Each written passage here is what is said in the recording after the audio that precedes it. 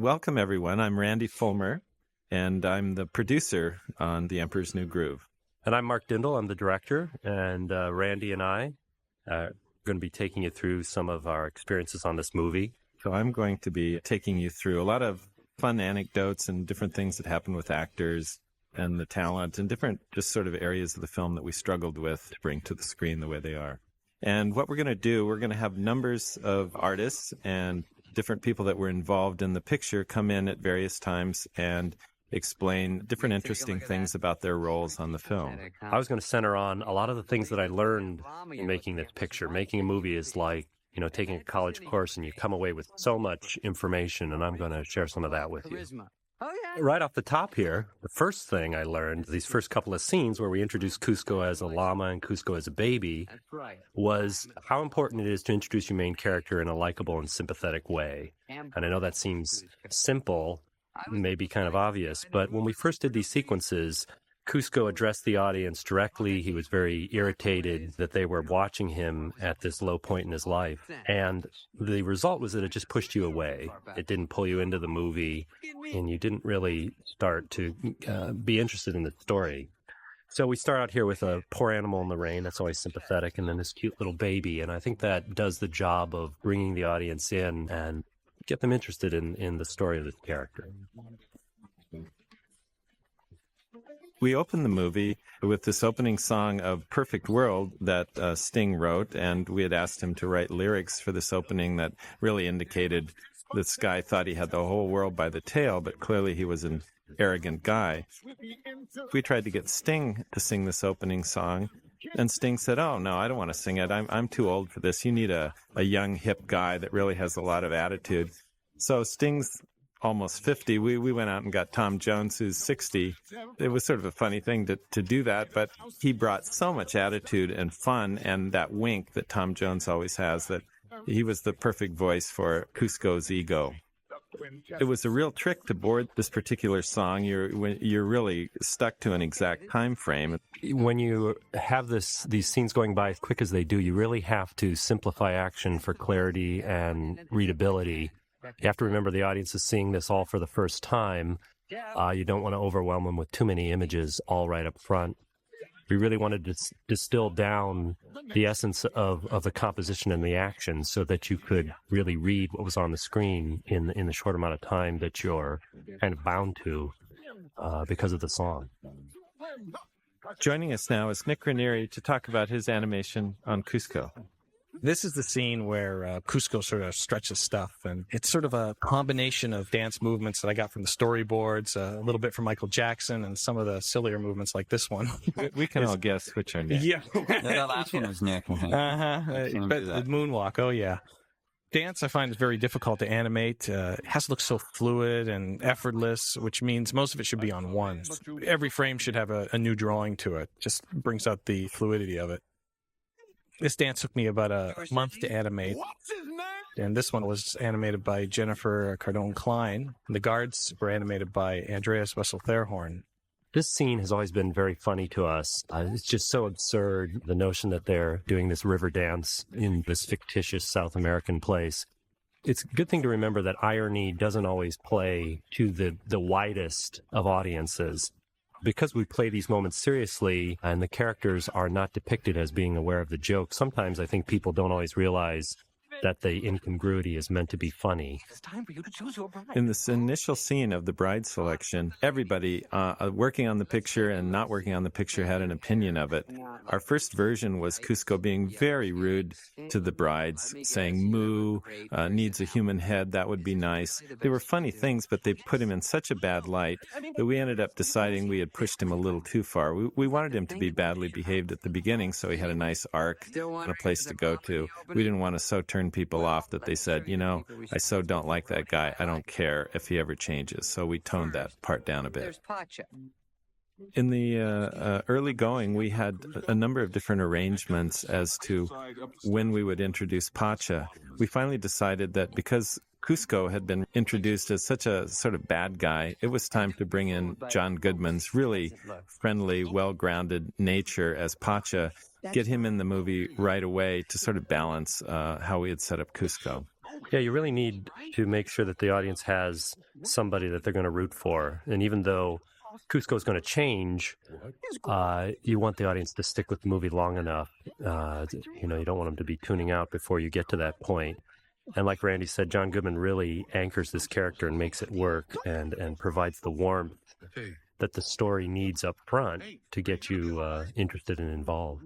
Also, with the old man, we used John Fiedler, the voice of Piglet in Winnie the Pooh, and we felt we needed the scene to sort of let everyone know that he had survived the fall, and that enabled us to bring him back later.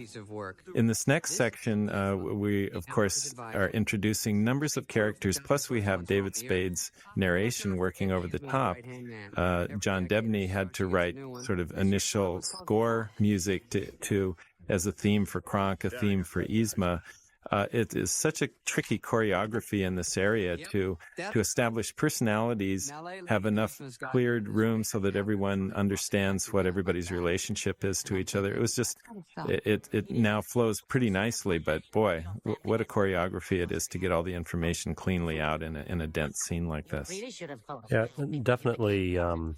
We had versions of this where you just got overwhelmed, and I don't think you walked away feeling that you had any sort of information at all. It was just a wash of dialogue and action, but I think you were kind of confused. We're also trying to, at this point, introduce the personality of Yzma as a person that is a villain, has scary tendencies, but is also not too coordinated at getting her evil plans done. She's funny. We also have Cusco on this particular scene being so distracted and rolling off into a daydream. This was Chris Williams, one of our storyboard artists' idea, that he would just fall into a trance looking at her and be woken up by Kronk and shocked, and of course is a character that doesn't want to be touched. Coming up here, this little guy is going to enter the scene as Cusco fires Yzma, and every once in a while we put a few little cameos. This is Sting's songwriting partner, Dave Hartley, and it's fun to throw these little cameos in there every so often, just for our own amusement. Dave is extremely proud of that. Yes, he wants a tape for his mother. Hey, everybody hits their stride. So now we're going to be joined by the artists that played an influential role in developing our two main characters. Oh, I know. This is Nick Ranieri. I'm Joe Mosier. I designed the characters. I am Bruce Smith, supervising animator for Pacha. So what do you think of when you see this stuff, Bruce? The arc of the animator is that he usually gets his strokes halfway through the film. So we try not to actually animate the film in chronological order. This is the first time we meet Pacha, and just in terms of the process of animation, this is one of the sequences that you want to get last. What was interesting about this scene here is that Nick and myself divided this as we worked on it. Yeah, usually supervising animators don't get to work together because when one of the characters in the scene is passive, the other is aggressive, and as a supervisor, you usually like to take the choices, acting scenes for yourself.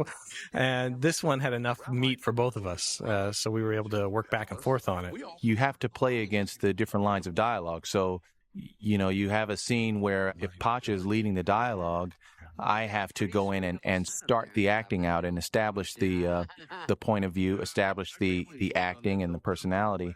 And Nick is reacting to my line. So that's when we start to pick up that line. And then I have to go and react to his line. But you get to a certain point where you can't really do any more animation until the other character moves or does something, because you have to react to what he's about to do.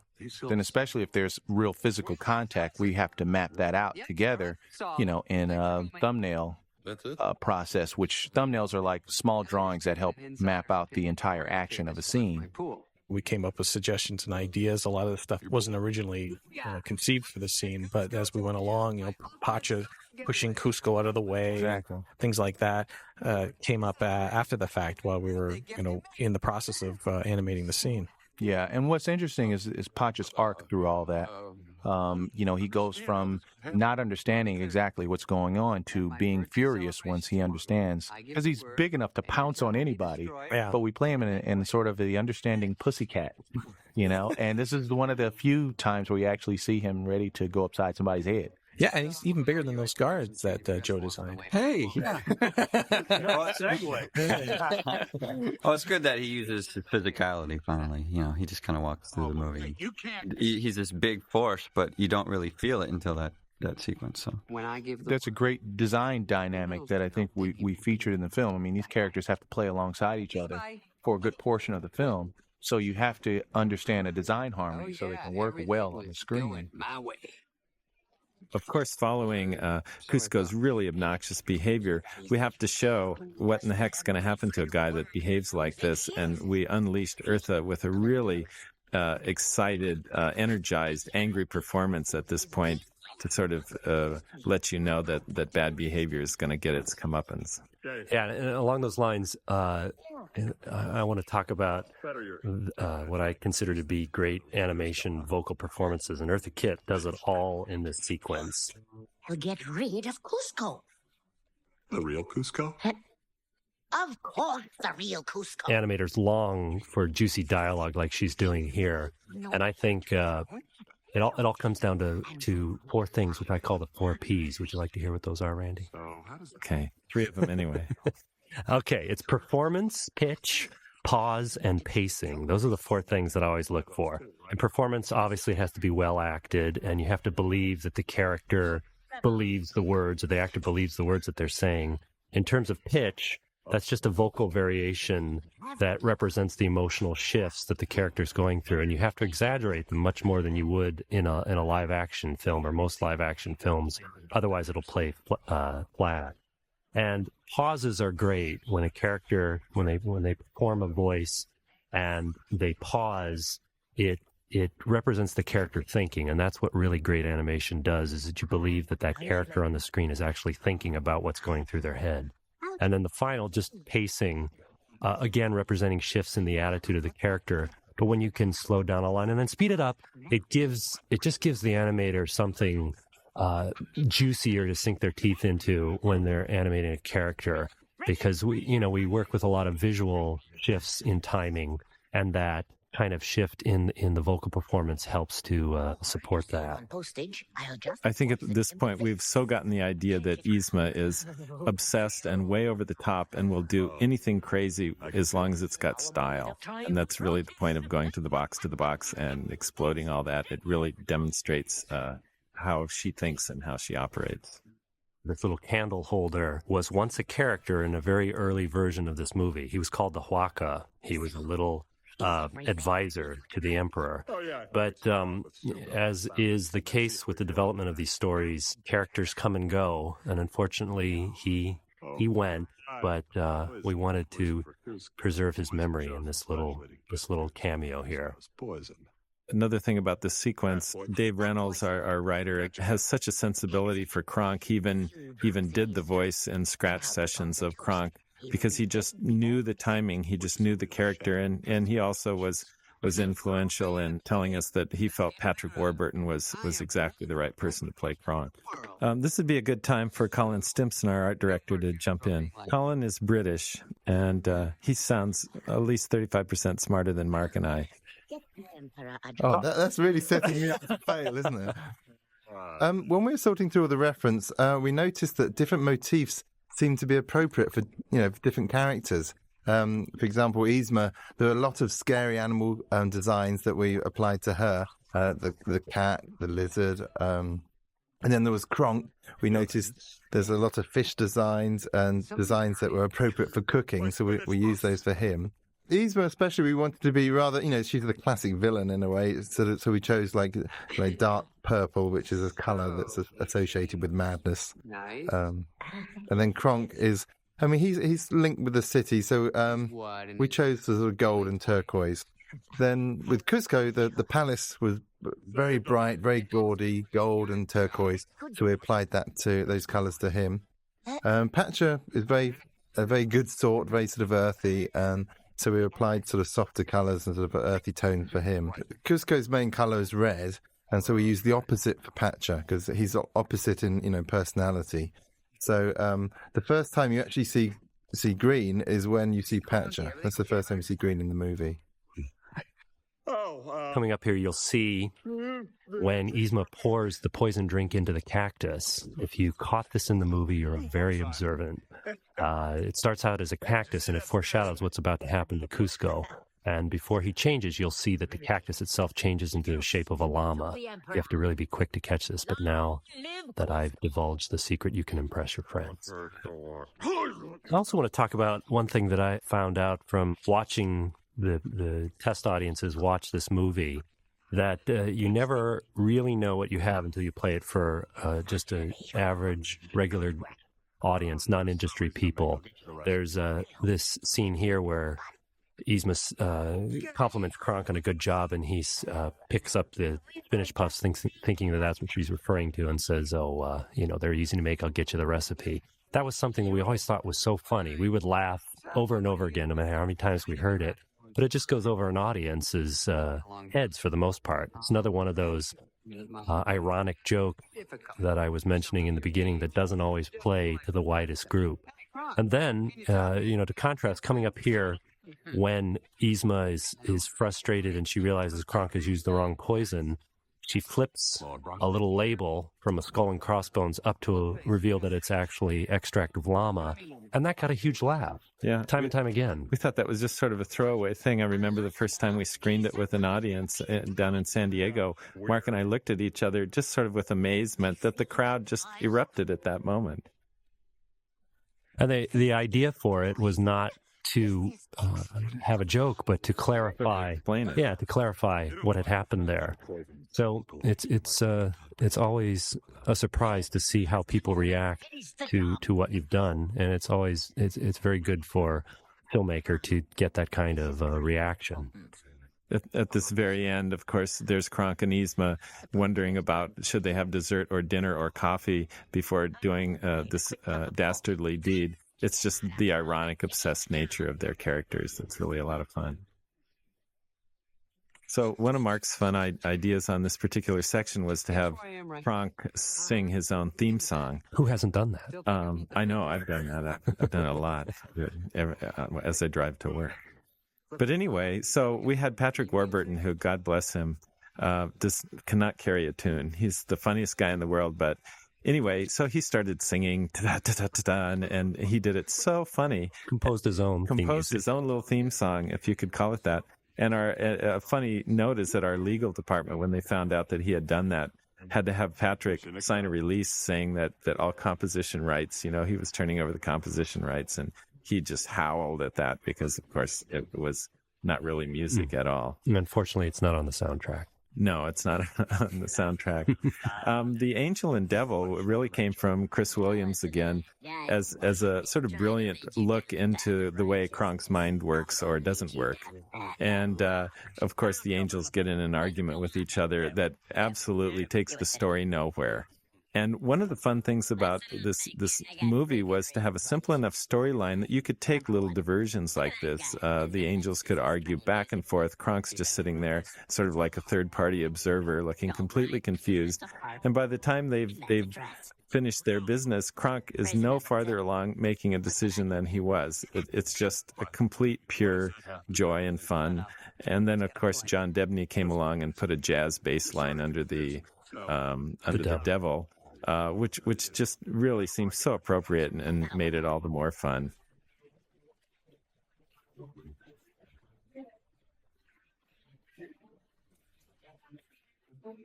One of the fun acid tests on this movie is on our giant pullback to the monkey. Do you get it, or do you find that we've gone insane and lost our minds at this point? Yeah. Show of hands. Who thinks this is funny? We'd be we'd be showing this to people, and I'd always look around, and more often than not, there would be a look of confusion on people's faces as what just happened here. We just lost our minds. But Cusco comments on it being off track, and so I think that's okay, and I think it's fun to put something a little out of the ordinary in these movies just to make sure that everybody's paying attention. Actually, at this point in the movie, we had a whole scene that we completely put into color, a whole sequence of Pacha coming across a mock village made out of cardboard in the middle of the plaza where an army destroys the village to sort of give Pacha the idea of what's going to happen to his village. We ultimately decided that that was too harsh and wasn't really necessary. And when John Debney came in with his music, it gave such a feeling of emotion to Pacha, what a heavy weight he had on him, that we just felt the village destruction was not necessary. You can find the mock destruction village scene on another part of the DVD. Okay, here's a lesson coming up here. Montage scenes of characters traveling from point A to B can run the risk of boring people. We had this scene much longer. It was really pretty to look at, and we really liked it, but it was one of those places where everybody said, okay, get on with the movie. And the thing here is that we needed to establish that Pacha didn't just live around the corner, because later in the movie, if Cusco wants to go back home, there has to be a distance that he has to travel. We also wanted to make the village really beautiful and really calm, and there's nice rounded shapes in the village to just feel sort of soothing, like, wow, a lot of crazy things were happening in that city. Isn't it nice to finally get out and really realize what an appealing, gentle place Pacha's village is, and to really sort of say what a horrible thing this would be if their village was destroyed for Cusco's theme park. Mm-hmm. Now, we have a couple of firsts in this movie, and one of them is an on-screen pregnant woman. Now, usually in these movies, the character's going to have a baby. You see her knitting some booties. Then you cut to a calendar where pages fly off, and the next thing you know, she's holding the baby singing a lullaby.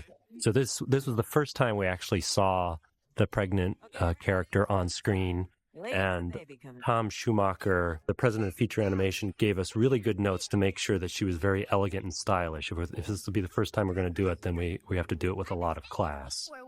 Also, in this particular area, when we finally cast Wendy Malick as the voice of Chicha, that was the first time that this whole scene really came together. She seemed so believable as a credible counterpart to John Goodman's voice.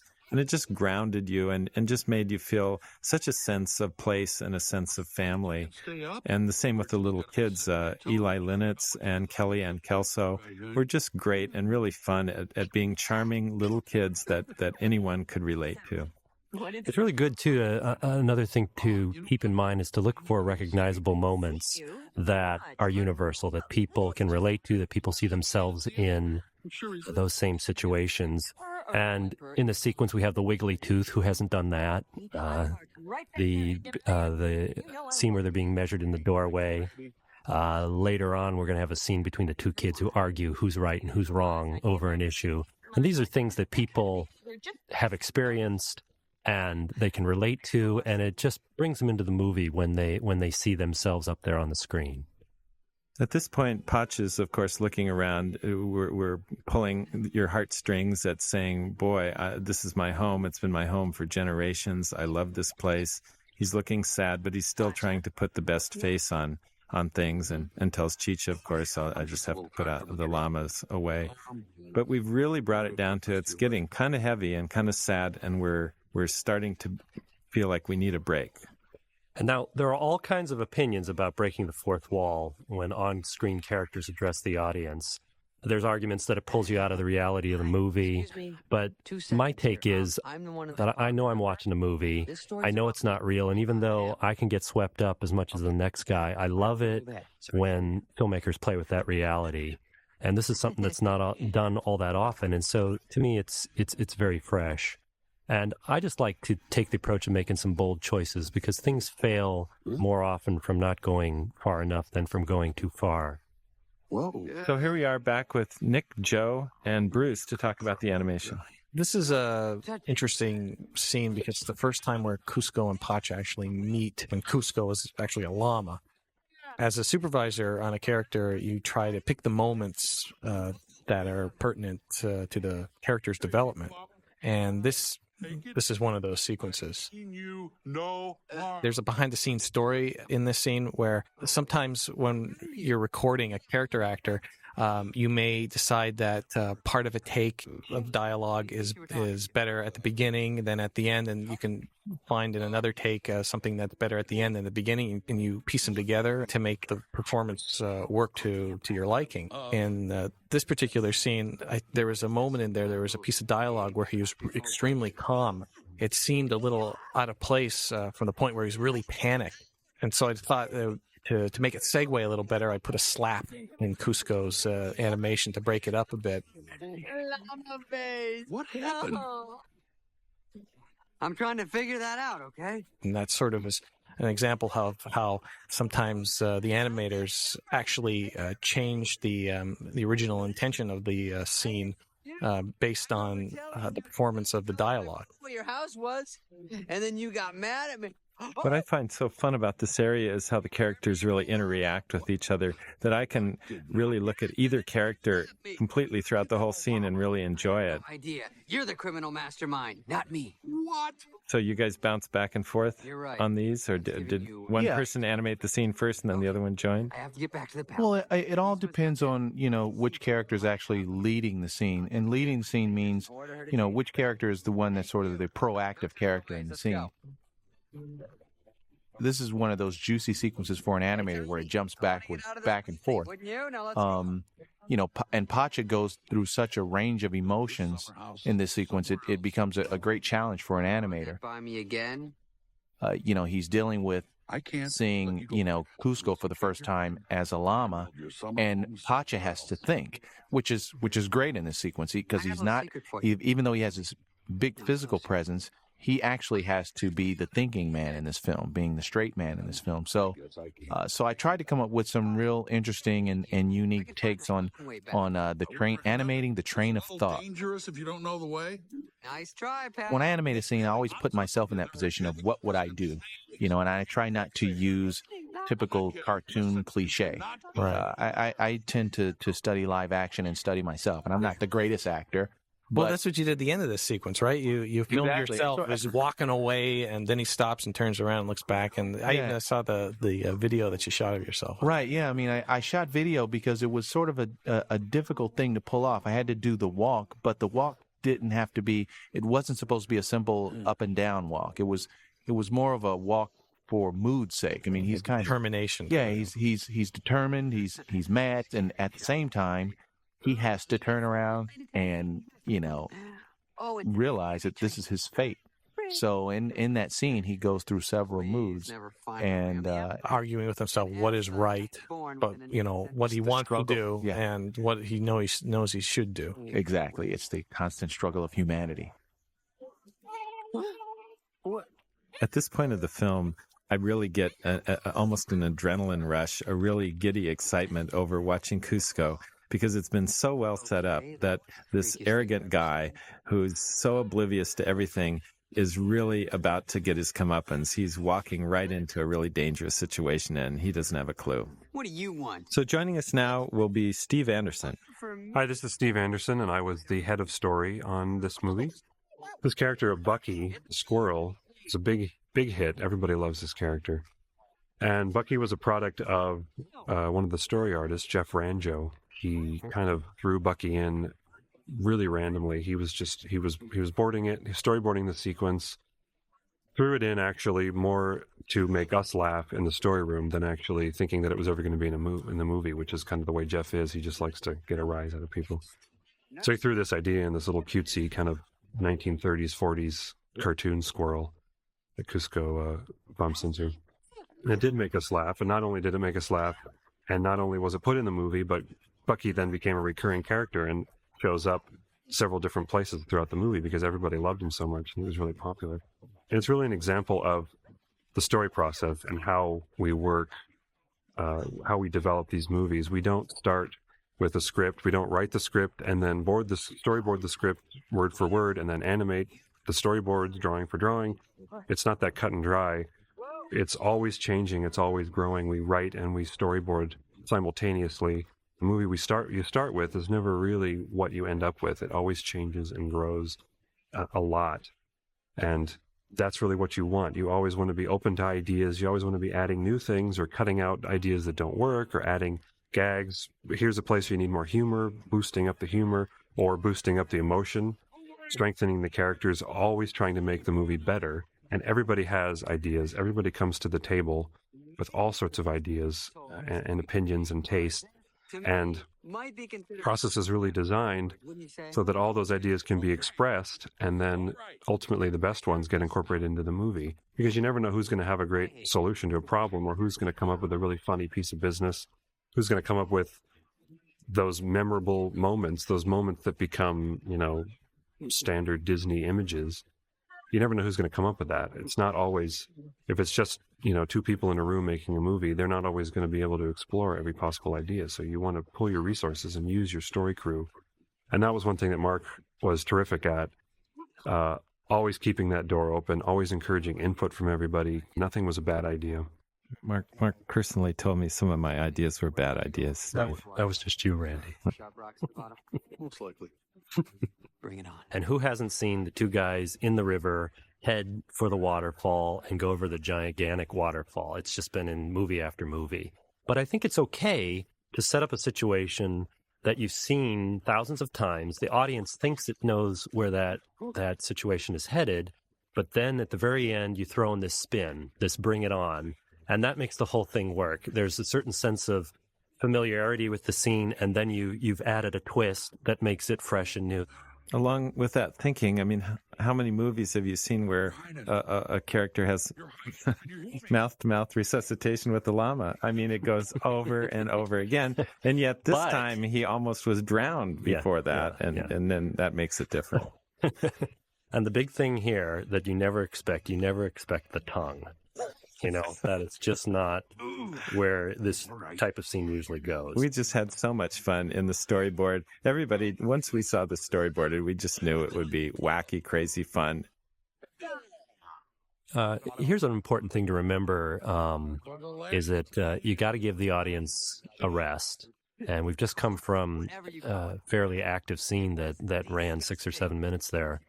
And this argument, though it needs to have an emotional kind of strength to it, you don't want to wear your audience out by constantly hammering them with too much information, too much stimuli.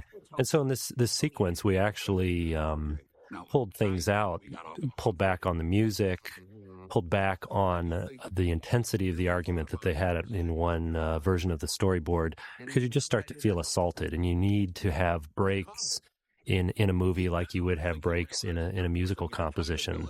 Otherwise, it just becomes wall-to-wall sound, a wall-to-wall picture, and that can be hard for people watching a movie. Also, one of the points of this scene was to really show how firmly rooted each character was. Neither one of them wanted to budge. Pacha obviously didn't want to give in on having his village destroyed. Cusco, being so self-centered, could only think of himself throughout, and the result of every reasonable thing Pacha asked him to do was to just say, "No, I don't care. Just take me back." Well, by the end of this particular sequence, we have a lot of time has passed, and there's Cusco shivering, and we wanted to get to a point where maybe one of the characters did something nice for the other one, so that you felt like, oh, maybe there's a little crack of hope. Sting wrote My Funny Friend and Me, that is the theme song that we play over the end credits, that is a beautiful ballad and really shows the two characters talking to each other and what their relationship had been. We chose to use these themes within the movie itself as sort of the theme of every time there was a glimmer of hope that our two buddies that were having such a hard time getting along with each other were coming a little bit closer together, and here is where he puts the blanket over him, and that is Sting's theme being played in the score at that point. It's also a really defining moment for Pacha. I mean, in spite of everything that Cusco has done to him, he is just that good of a guy. This is just a terrific character, and it's someone, or it's a type of personality that we should all aspire to be. Now we're in a sequence that we struggled quite a bit with, but we really felt it was a clear story point. We had to at some point go back to the city and say, well, whatever happened to Yzma and Kronk, and are they still in the picture? And and who's running the show. So we had to establish Yzma's in charge. But then, of course, Kronk has to let it be known that Kuzco's not as dead as they had hoped. Originally, in this particular sequence, we had a reprise of our opening music, The Perfect World, and we had Eartha Kitt sing this sort of as a glorious song. Not only was she taking over, but she'd even stolen Kuzco's theme song. But we just ended up shortening the sequence enough that we went with other score music, and we're unable to use Eartha's song.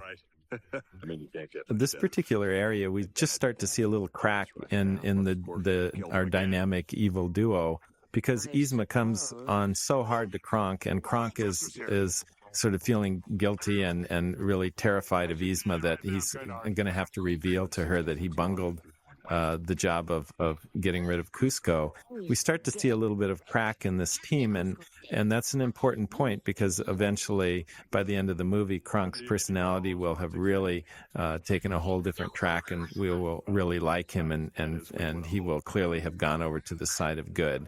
So we had to earn that moment and gradually have Yzma get harder and harder and more exasperated with him so the break could occur.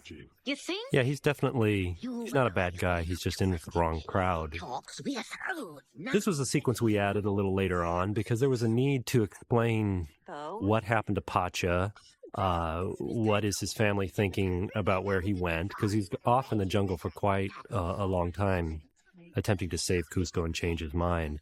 So it ended up being a terrific scene because we have this moment at the end, a very recognizable moment where the two kids argue that everybody can relate to. But it also keeps the family alive, and it makes that an important part of Pacha's life because he is a family man. He has these relationships, and it's a good contrast to Kuzco, who has no sort of family at all. Coming up here is just a pure character animation moment, and it's a moment that relies completely on the acting of the characters. There isn't any fancy camera moves. There's nothing really that special about the composition. It's just two characters sitting talking to one another. No problem. And this scene was done by James Lopez, who animated Pacha, and Mark Smith, who animated Kuzco. Alpaca? And yeah. you can the reason that I respond to this and think this is such a great moment is that you can just see the characters think. Oh, she knits? And if you watch this a couple of times and just watch each of the characters separately and independently, even when they're not speaking, you can tell what's going inside their head. You can see their thought process. You can see the wheels turning, and that, to me, is really the essence of fantastic character animation. Also, as they seem to be having an accord, they slowly... there are a couple of guys who really can't say what's on their mind, but it seems like they're gradually breaking the ice, and you're starting to get a little happier thinking, wow, maybe there is a breakthrough. And for the second time in this particular area, we introduce Sting's theme of the two characters seeming to get together. Clearly, they don't get together because, as is revealed, Kuzco is lying and just making up a story to get him to take him back to the city. But for a moment, it's sort of a fake out. You feel like, oh, maybe they're finally getting a resolve here. All right. Coming up here is another one of those moments of defeated expectation. And, you read in books and you hear in lectures that the basis of all drama is conflict. And I get it. It's simple enough. Okay, I understand that. But it never really gelled like it does now until I thought of conflict in terms of defeated expectations. And the reason I love to apply this to storytelling, because this is exactly how life is. I mean, how many times do you start out the day Mark, this is how your life is. Okay, this is how my life is. You start out the day with, an expectation of how that day is going to go. And, it's only to have one thing after another defeat your expectations and complicate your day. And by the end of the day, you're just exhausted. And frustrated too. When you apply that to a movie, I mean, probably nobody's ever been dangling from a bridge and caught in a gorge with crocodiles in a river below. But even though you've never been in that particular situation, you can relate to the frustration that these characters are having each time what they expect doesn't exactly happen. Like right here, he expected to walk on to the palace, leave Pacha hanging there, and now he's in just as bad a situation as Pacha is. And there's Pacha saying, "Are you all right? Are you all right?" And then smacking him because he's so had it with him. Yeah. We just had Don Hall, one of our story artists, just had a field day with this sequence. It was a big sequence. It's about 5 minutes long, which is a big sequence for animation. And as he worked on it, each time he went through it, he just looked for places to switch the expectations of the characters at any turn that he possibly could. It's also the fun animation principle of every time something goes wrong, you think, okay, now I will do this. And each action that the characters take only makes the situation worse.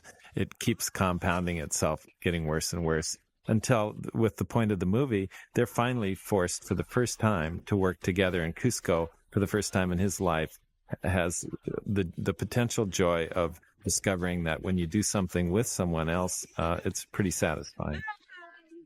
What are we going to do? We're going to die?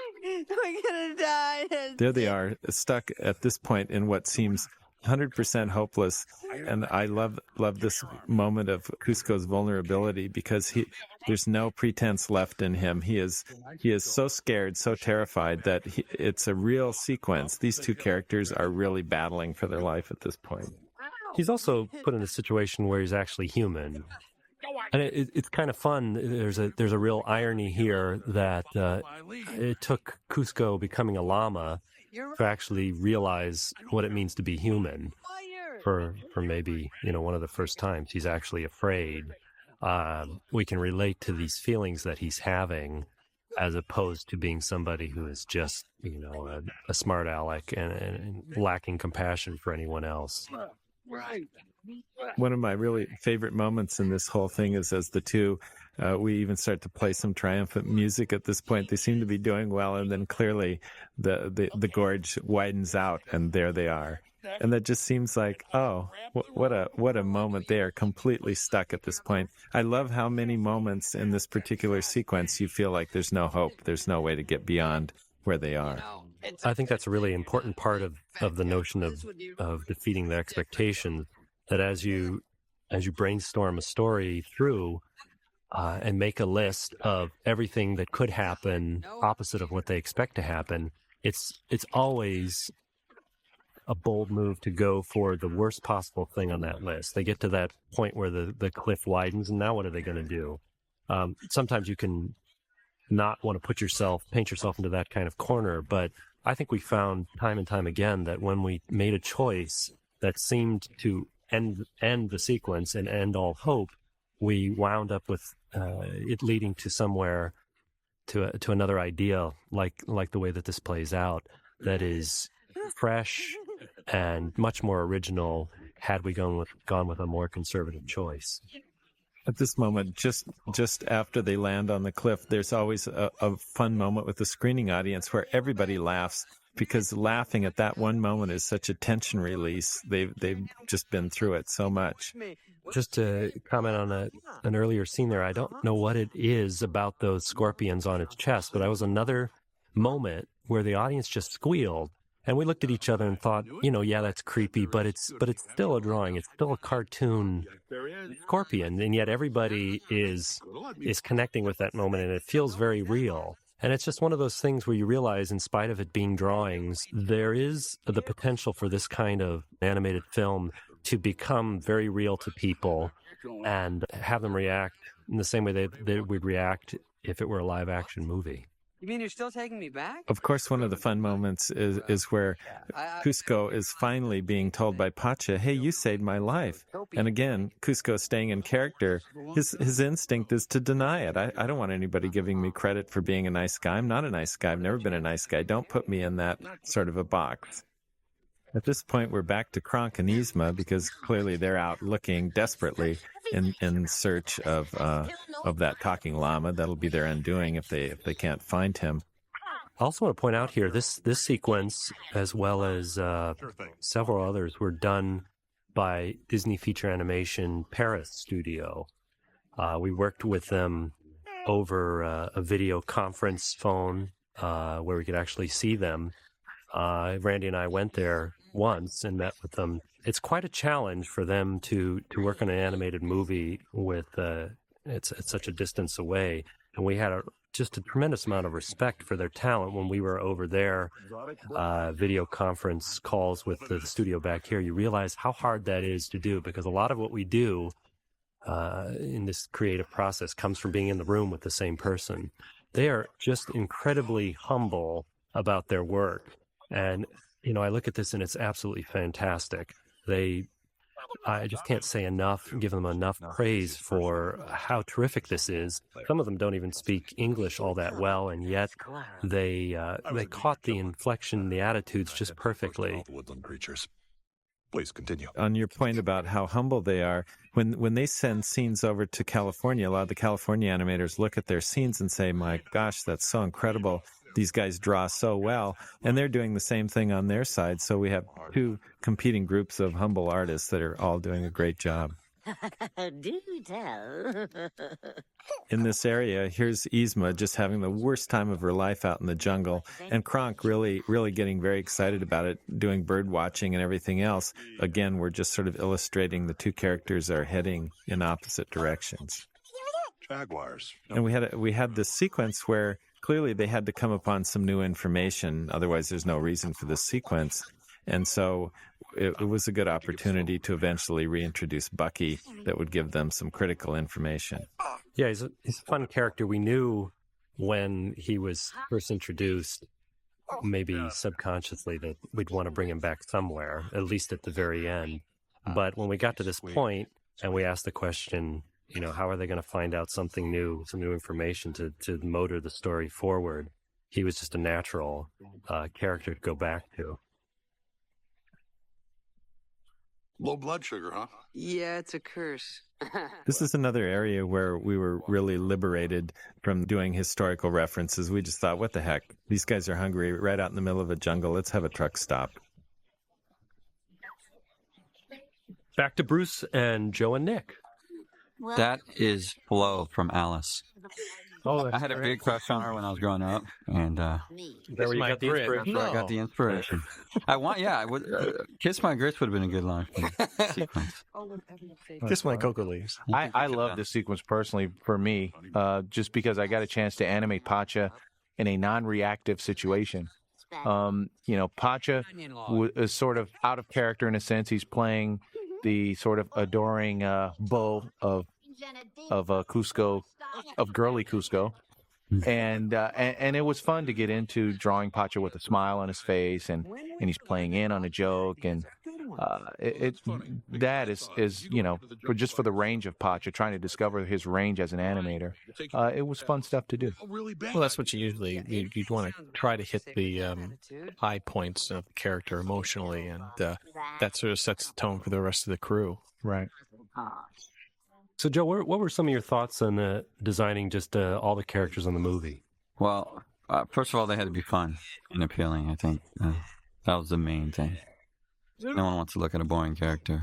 But we wanted them to be pretty edgy, design-wise. I didn't want them to be just typical designs and easy. I wanted to put a lot of thought into each plane on these characters. And that's where the referencing of Sleeping Beauty and 101 Dalmatians came in, because those two features are so well designed that it's just hard to ignore. So it's just, I think it's a good move to really reference what was great about what we've done. Yeah, I think the animators really sort of appreciate the simplicity in the design, because it allows the animator to not necessarily worry about the drawing aspect of the character and really get into the performance. When the designs are difficult, it becomes a challenge both ways, and you sort of get a very mixed performance. Especially if it's graphic, you have to work on a way to make it fluid and three-dimensional, but still keep that graphic angleness. Well, I think you all did a great job. Well, I think a great design should just simply flow off the pencil. Lots of times, a great design is a design that you can find as an animator. You can find a shorthand to, something that you can get down on the piece of paper quickly that allows you to get a fluid performance. But something simple enough that the rest of your crew can follow. Right. And simple is sort of a contradiction, because it takes so long to arrive at a simple idea, and there's so much thought that goes into something simple. It's simple and smart. That's our job, to make it look simple, make it look effortless. Right. It's interesting. Like, that chef is reminiscent of, say, some of the later 50s Chuck Jones designs for his shorts. There's a lot of big bodies, small legs type of. Definitely. I was definitely thinking Chuck Jones on that guy. A basket of liver and onion rings, a catch of the day. Pretty much the philosophy of our design here was we got a lot of straights and curves, and we had to blend it so that it felt like a good balance. Yzma's very angular and sort of triangular in shape, and Pacha's, if you break down his basic shape, it's this big oval, and it's more passive and against that angular sort of aggressive shape. And Kronk, he's just basically a big wedge shape and sort of a caricature of guys you'd see down Venice Beach working out. The thing I like about him is the simplification of not too many wrinkles in the clothes. Very simple, very clean designs. Yeah. Well, we try to be pretty smart about where we put in the detail and where we can keep things open and breathing. On second thought, make my omelet a meat pie. Again, as you were saying, Mark, earlier, sometimes you forget about music because it comes so late and how important it can be. John Debney wrote a really driving sort of south of the border rhythm, tango rhythm that really drove this piece and gave it a lot of energy to really keep the pace going so that you really felt a franticness and a nervousness that at any moment it would all fall apart and Cusco would be discovered. And John Norton, a very funny storyboard artist, storyboarded basically this entire sequence of them coming into this truck stop. And it was very funny because John, so passionate about his work, several times tried to insist that we cut this sequence out, put in another location. He was actually his greatest critic on this sequence. Yeah, it really does show how passionate Disney artists can be about their craft and trying to make the best movie possible. You would think in a self-serving way he would be promoting his own work. He had done so much work on this sequence, and he was the strongest one for over and over to say, I think it ought to be taken out of the movie. We, of course, found it really funny and disagreed. Thanks for your help. You've been great. And that is a really important point, how much you have to disconnect yourself from your own personal, stake in the movie. You can't be fighting for things just because that's something that you did. You can't let that insecurity enter into the picture. And we really work with a terrific bunch of artists that are not afraid to murder their darlings and let them go. Everybody really stays focused on the notion of what's best for the movie, and it'll always result in a better picture in the end. Just a little side note here. Notice that Kronk is carrying an aluminum foil doggy bag llama. Talk about liberating ourselves from historical accuracy. That's the kind of thing that's just fun to put in. I think it also supports the notion that this is not intended to represent any particular country in South America. If we were going to do that, we would have approached the film completely in a different way. This is meant to be a fictitious place, fictitious characters, a once-upon-a-time type of fantasy, and I think those elements point out that, that idea that this is not intended to be taken seriously. At this point of the film, clearly Cusco has hit rock bottom. Not only does he have no hope of getting back, but he's even alienated the one friend that he seemed to be developing. And John Debney played such incredibly beautiful music and really soulful, sad music. It added such a dimension to this area of the film. So, this is where you came in. See, just like I said, I'm the victim. Here we are back at the point where the movie started, and we've used David Spade's voice as an off-screen narrator. This is a first for us to have a Cusco, a character on screen, talking to apparently his same mindset off screen. This is another example. It's a very short sequence, but Jeff Ranjo, our storyboard artist, boarded it. Dave Reynolds wrote the copy, and it really just hung together and stayed pretty much like it was from start to finish. Here, of course, Kronk with the teddy bear. We continue to try to build a little wedge between he and Yzma, and making him more and more lovable and sympathetic. Another funny thing about this too is that when he finally comes upon his big brainstorm and has to rush to Yzma's tent, we put Yzma with cucumbers over her eyes and looking just really terrible. And both Mark and I were sort of afraid to finally show this film to Eartha Kitt, thinking, maybe Eartha will be highly offended that her character looks like this. Instead, she found it totally funny and hysterical and had a great time. This had better be good. Okay, we're going to go back to Steve to talk about Kuzco's low point here. So then this moves us into this llama field sequence. Again, another sequence that we went around the bend many, many different ways.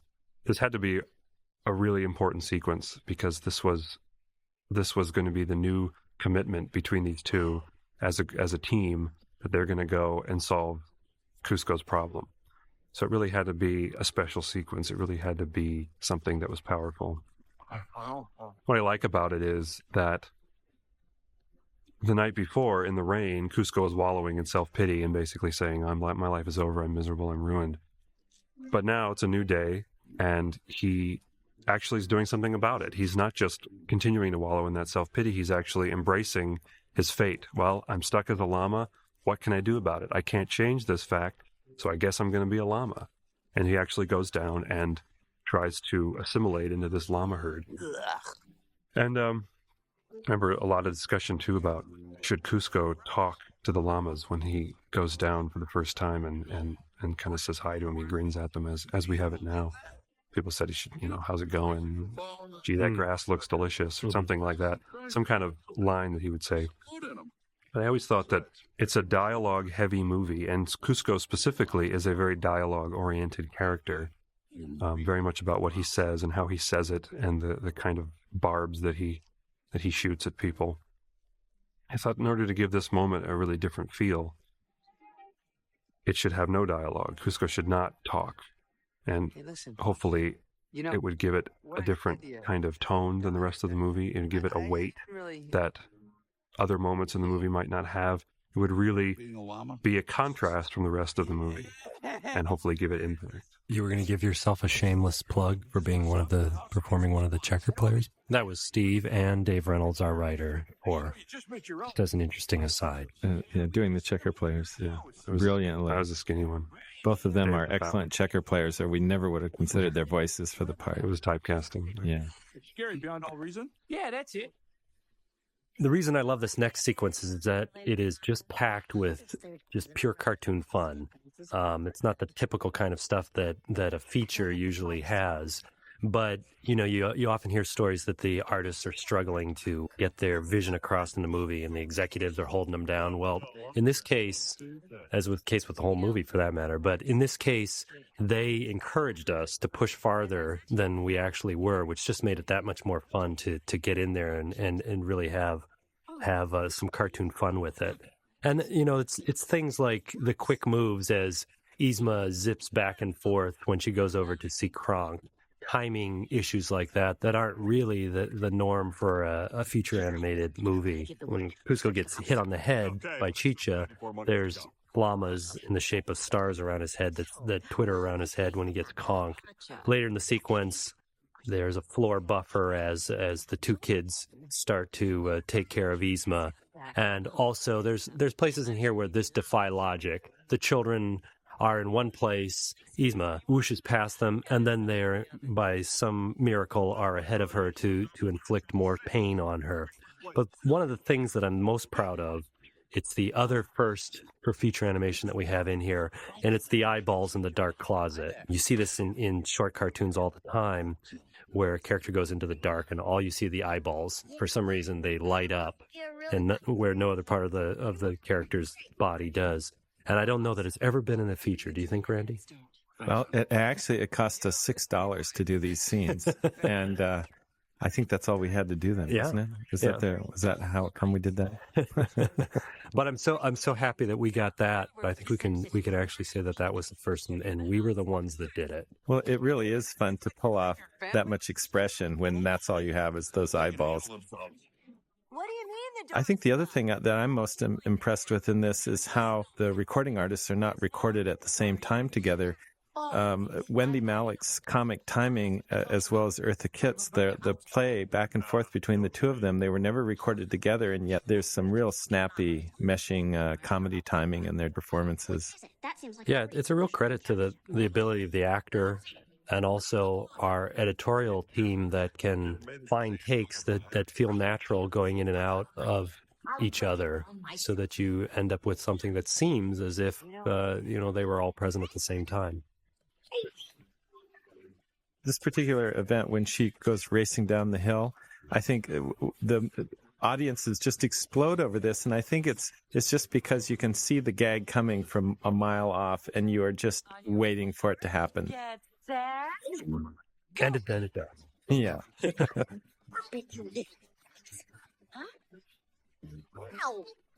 In this next section, the race back, I remember Don Hahn, who was the executive producer on this film, had mentioned at one point that he thought we needed a build-up to the final sequence, that how about a race back to the palace that would really infuse a lot of energy. Also that it would help to get the geography of the two places, just to remind the audience where the characters are at in relationship to the palace. Yes, and we were inspired by Gene Krupa, a great drummer, big band drummer, and John Debney wrote a really great piece inspired by that. This is another example where, as they're running along and they're leaving red and blue dots behind them, the joke just the audiences didn't quite get the humor of running back and forth on a map and on real terrain. Finally, when it was in color, it's really one of the most enjoyable, funny sequences. Really produces a lot of energy. Here's one of those other classic cartoon fun moments. When you're struck by lightning, you immediately stop and you hold, and then you fall. and get completely charcoaled. Yeah. Yeah. And survive. Yes. That's the other part. Finally, we get back to the palace. That's a recall of an earlier moment.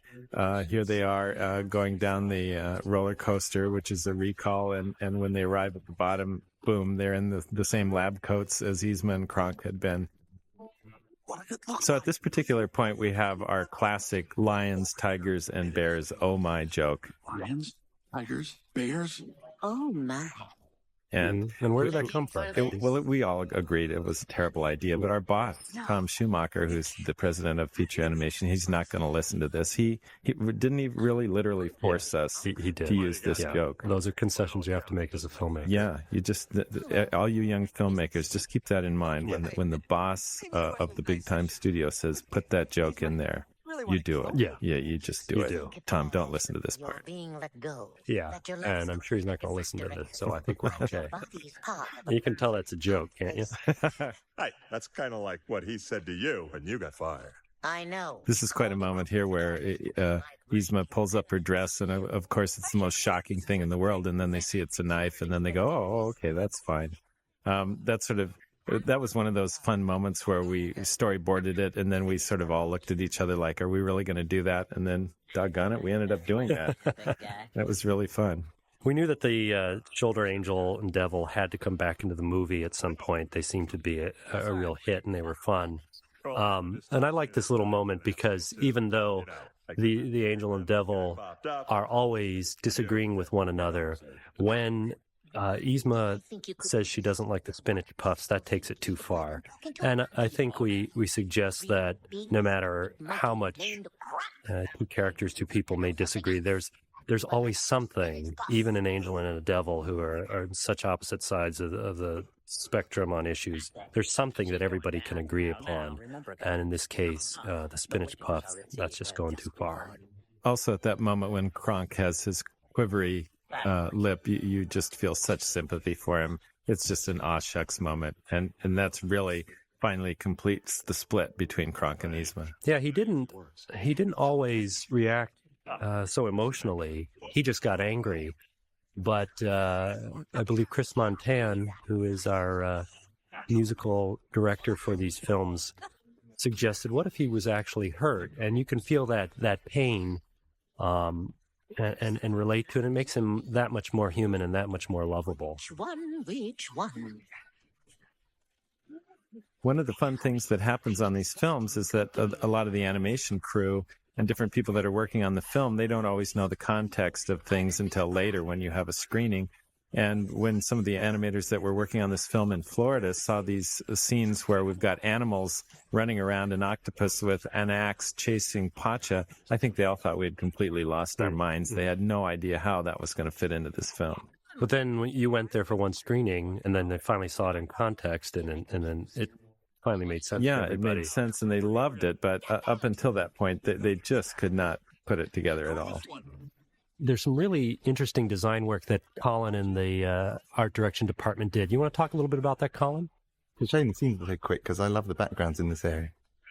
We look very closely at a lot of small pottery and sculptures. As you can see here, there's a large cat design that came from a little piece of silverwork. Obviously, there's a little frog as well, came from a little piece of sculpture. There was something I found when you took a small item and blew it up big.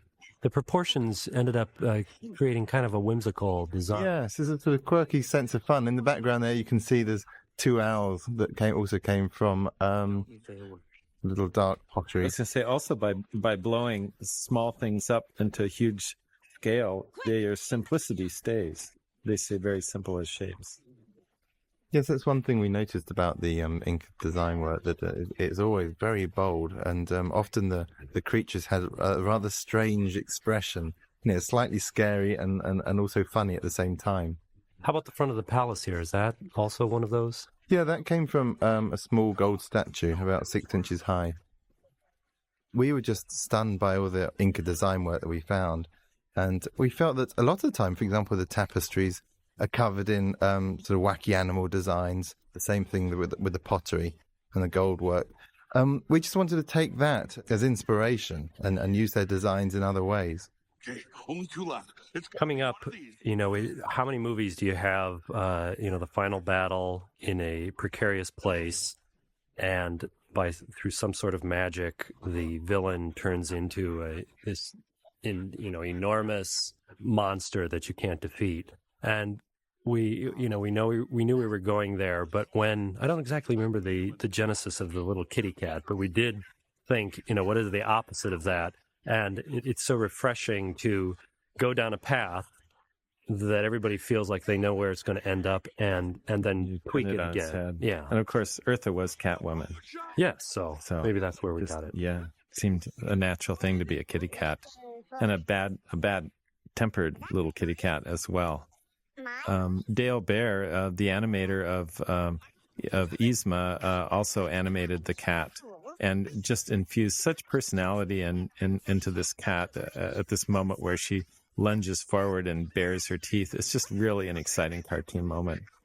It's really important for this character to be really soft, really fluffy, except for her bad attitude. You would want to have her in your lap, purring away. And he's got a real knack for that kind of, pliable animation, very cuddly type of thing. And it really goes a long way to create the irony of the way the character looks versus how she acts. Of course, the scale of this building, and only in cartoons, only in animation can you completely cheat it to this degree. But we have that cat falling and falling and falling. It's like the building is at least 4 miles high. And we have her fly by 4 or 5 times while tons of action's going. She's still falling. And then finally, of course, they get to a point where the poison itself falls.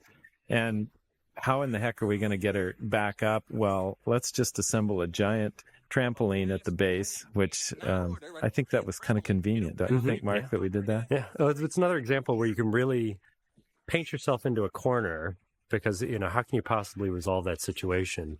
And had we not painted ourselves into that corner, I don't think you would ever get to the notion of putting a trampoline in the middle of this this supposedly ancient culture. But again, I think it's really fun. It's unexpected and really rewarding. And here, the back-to-back maneuver that we're recalling from the earlier sequence in the gorge was just so emotionally. That was truly the critical moment where they got together, and the fact that they can replay a moment like that to achieve something. And again, John Debney came in with really heroic music to really feel like they're going to succeed finally. And makes a very satisfying resolution to this team that you've been hoping would get together and work together, and they finally do. Here, let me. And now, as finally Cusco has the last bottle of potion and turns human again, we go back, and here our little voice of John Fiedler really pays off, because even though we had only seen that character such a brief little time in the beginning, you really felt like you knew something about him. And now that he's a feisty old guy and says it's not the last time or the first time I've been thrown out a window, it won't be the last. It's just a really fun payoff to that character. Later. Okay, buddy, take care. In this sequence, there's something I really like. If you're able to communicate an idea or an emotion without ever really saying anything that's obvious to that idea, I think you can end up with something kind of unique and interesting. The character of Cusco, he's never going to be a sentimental guy. That would just betray his innate basic character. Nature. Yeah, too much. But that doesn't mean he can't be sensitive and compassionate. And so in this scene, he goes through and he says what he needs to say without ever saying it. And I find that can always spin a scene in a way that's far more interesting than coming right out and saying the obvious. I mean, sometimes you need to, and sometimes it's very rewarding. But if there's an opportunity to do that, I think you can end up with something a little bit more unique. Again, in this area, we have played the Sting theme of My Funny Friend and Me under this, and since it's about the fourth time you've heard it, you're really reading a lot of emotion into it at this point. I just wanted to say something about collaboration. There are just so many people that work on these movies with us. It's a big crew. There's lots of opinions.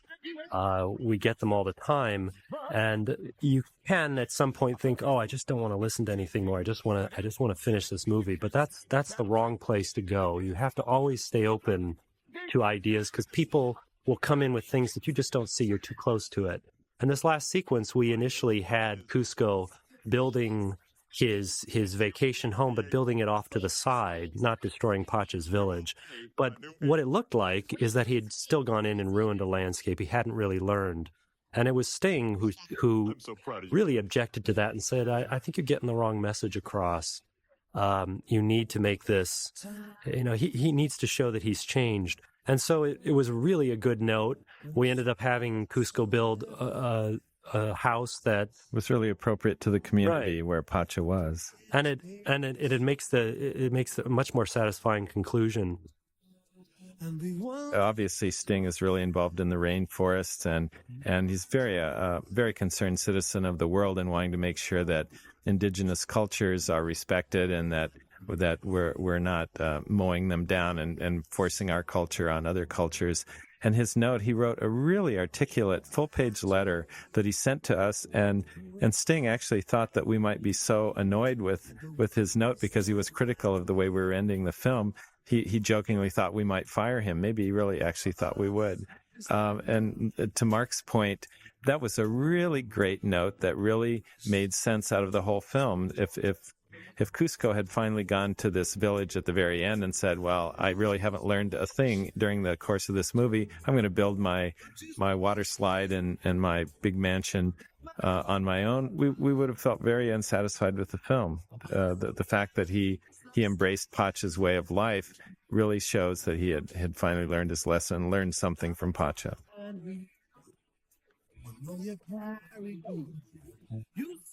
I'd just like to take this moment to really thank all the people that we have worked with. There were 300 to as many as 700 people that actually had something directly to do with this film. And without everyone doing their specific job incredibly well, things would fall apart. It is really, these animated projects are so dependent on everyone's input. I don't know that there's any other project except maybe going to Mars that is so interdependent on everybody doing their job exceedingly well. And both Randy and I realize that the jobs that people do, we probably know only the tip of the iceberg of what they actually have to go through to get their work through the pipeline. We're probably never going to realize how much they actually have to do. With everybody's job, there's just little things that they have to take care of that probably go unnoticed. So I also want to acknowledge those things and thank them for that. Thank all of you for listening. Well, this is Colin speaking. I'd like to say goodnight to everyone, and I hope you enjoyed the movie. This is Nick Ranieri saying, let's do it again. Bring in real soon. This is Joe Mosier signing off. This is Bruce Smith signing off. This is Steve Anderson saying goodbye. Once again, I'm Mark Dindal, director of the movie. Thank you for listening.